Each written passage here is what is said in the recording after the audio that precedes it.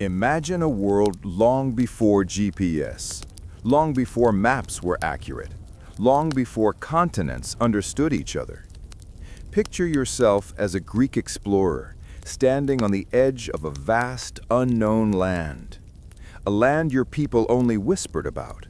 A land filled with stories of unimaginable wealth, strange beasts, and powerful kings. That land was India. And the man who walked into that world and brought back its story to the West was Megasthenes.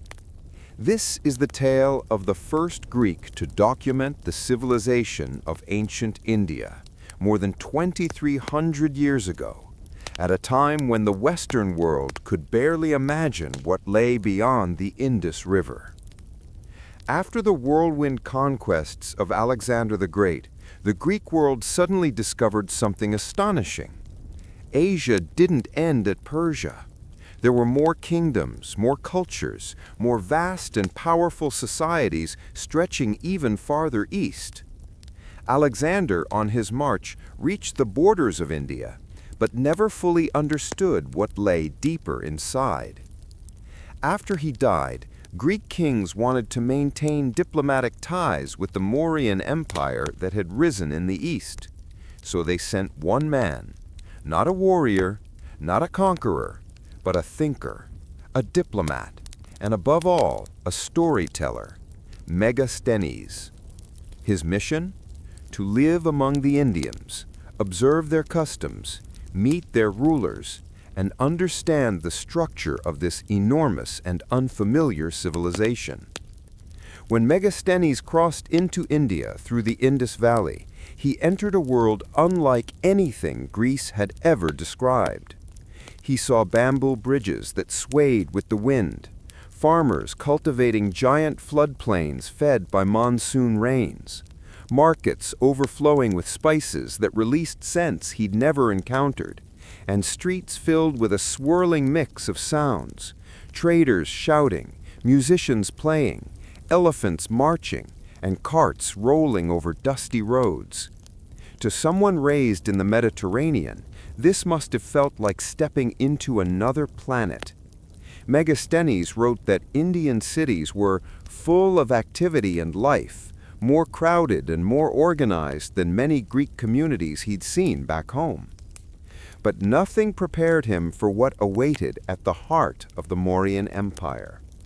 Megasthenes traveled to the capital city of Pataliputra, a city so large and so meticulously planned that it felt like an ancient version of a modern metropolis. The city stretched for miles.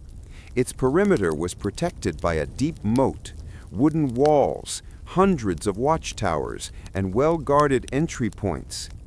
Inside, he found something almost unbelievable for its time: a carefully engineered grid layout. Straight roads intersected at right angles. Neighborhoods were divided into administrative blocks, and officials patrolled the streets to maintain order. For a Greek traveler who grew up hearing stories of Athens and Sparta, Pataliputra was unlike anything he'd ever seen. To him, it was a place where civilization didn't just exist, it thrived. In this enormous capital lived one of the most powerful men of the ancient world, Chandragupta Maurya, founder of the Mauryan Empire. Megasthenes was summoned to his royal court, and right away he noticed something fascinating. Chandragupta didn't dress like a king from Greek stories. No shimmering purple robes, no lavish gold crowns. He dressed simply. But his court? It was breathtaking. Rows and rows of guards, advisors handling piles of petitions, ambassadors from other nations waiting for an audience, militaries receiving orders, diplomats negotiating policies, informants delivering intelligence. Everything was fast-paced, disciplined, and incredibly organized. Megasthenes realized something important. This was not a wild or distant land. This was a superstate, with systems and structures that rivaled and in some ways surpassed the Greek world. One of Megasthenes' most shocking observations was something that literally shook the Western world. He wrote, "Among the Indians, no one is a slave." This was groundbreaking. Ancient Greece was built on slavery. Persia used slaves. Rome would go on to build its empire on slave labor. But India? Megasthenes claimed people worked freely. They labored for themselves, for their families, for their community, but not for a master. For a Greek audience, this was almost unbelievable. But it showed something essential about Indian society at the time, a unique sense of autonomy and structure. Megasthenes documented countless details about life in India. People bathed daily in rivers, something rare in the ancient world. Farmers worked year-round thanks to monsoon-fertilized soil. Indians rarely drank wine, but fermented rice beer was popular. Multi-day religious festivals created massive community gatherings, and social order was surprisingly well organized and stable. He also attempted to categorize Indian society into what he believed were 7 classes: philosophers, warriors, farmers, herdsmen, artisans, soldiers, and administrators. We now know his interpretation was imperfect, but what matters is that he saw structure, discipline, and order in everything. Megasthenes was fascinated by Indian philosophers, men who lived almost like monks. They had no fancy clothing. They owned little more than a staff and a piece of cloth. They meditated daily. They debated the universe, life, death, rebirth, truth, with a seriousness he rarely saw back home. He wrote that these men practiced a discipline stricter than even Pythagoras. One day he asked a philosopher, "Why do you live so simply?" The man smiled and said, "The more a person owns, the more a person fears losing." This single line traveled across the Greek world and may have even influenced early Stoic philosophy. Megasthenes' notes on Indian wildlife read like the script of a National Geographic documentary.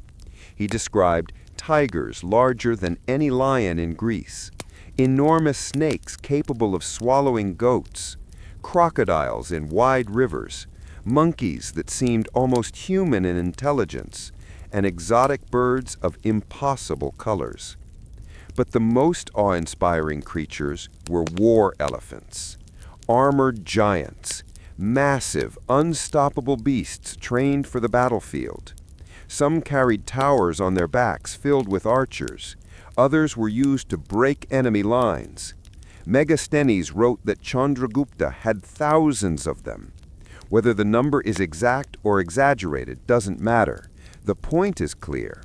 India's military was unlike anything the West had ever seen.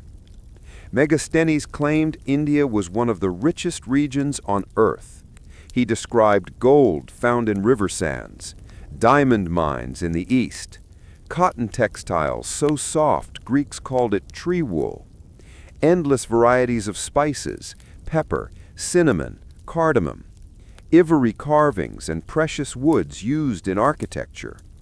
These claims would later inspire centuries of European voyages in search of Indian wealth.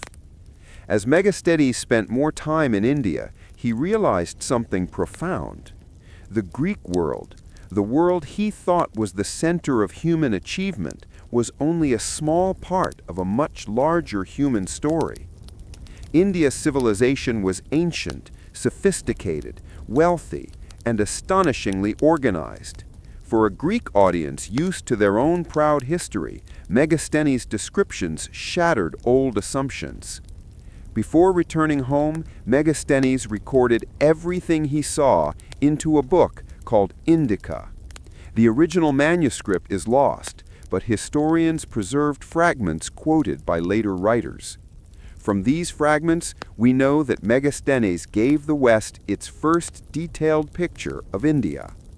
When he returned to the Greek world, his accounts caused shock, disbelief, and fascination. He transformed India from a myth into a real, world-class civilization in the eyes of Western scholars. Megasthenes left behind a powerful message. A traveler must doubt everything until he sees with his own eyes. Like Herodotus before him, Megasthenes became a bridge between two great cultures. He didn't conquer cities, he didn't lead armies, he didn't build empires, but he did something far lasting. He connected worlds.